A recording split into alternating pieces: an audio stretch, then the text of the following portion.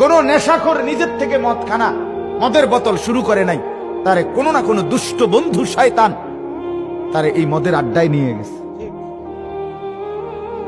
নারীর ফাঁদে ফেলে দিছে, সস্তা প্রেমের ফাঁদে ফেলে দিছে। এই জন্য বাপ, আমিও আফসোস করতে হবে, আপনিও করতে হবে।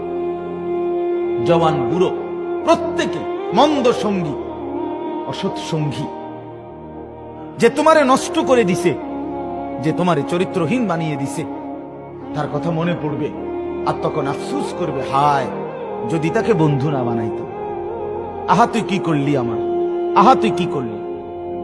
মাদক দ্রব্য খাচ্ছে মুসলিমরাই, সে জানে না একবার মাদক দ্রব্য সেবন করলে 40 দিন নামাজ কবুল হয় না। কেউ যদি মাদক দ্রব্য সেবন করে এবং এই অবস্থায় সে মৃত্যুবরণ করে, রাসূলুল্লাহ সাল্লাল্লাহু আলাইহি ওয়াসাল্লাম বলেছেন তাকে আল্লাহ পাক তিনাতুল খাবাল পান করাবে। সাহাবীরা জিজ্ঞাসা করছেন, তিনাতুল খাবাল কি ইয়া রাসূলুল্লাহ? নবীজি বলছেন, এটা জাহান্নামীদের রক্ত, মাংস, পুজের একটা মিশ্রণ, একটা পানীয়। আমরা কি খেতে চাই?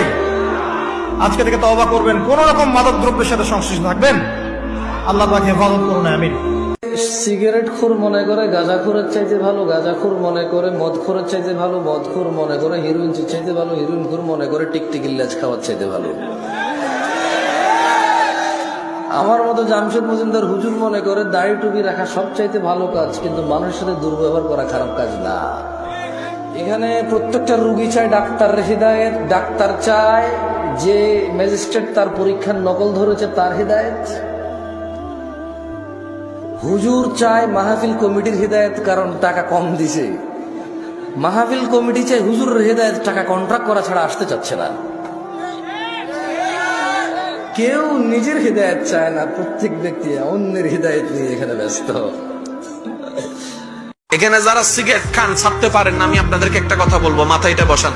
আপনি রমজানে যদি 10টা 11টা 12টা 1টা 2টা সিগারেট না খেয়ে থাকতে পারেন, আপনি আগামীকালকেও চাইলে সকাল 10টা 11টা 12টায় সিগারেট না খেয়ে থাকতে পারবেন। কারণ আপনি যদি না পারার হতো, রমজানও পারতেন না। আপনি যেহেতু রমজানে পেরে দেখিয়েছেন, একটু চেষ্টা করলে আপনি 11 মাসও পারবেন।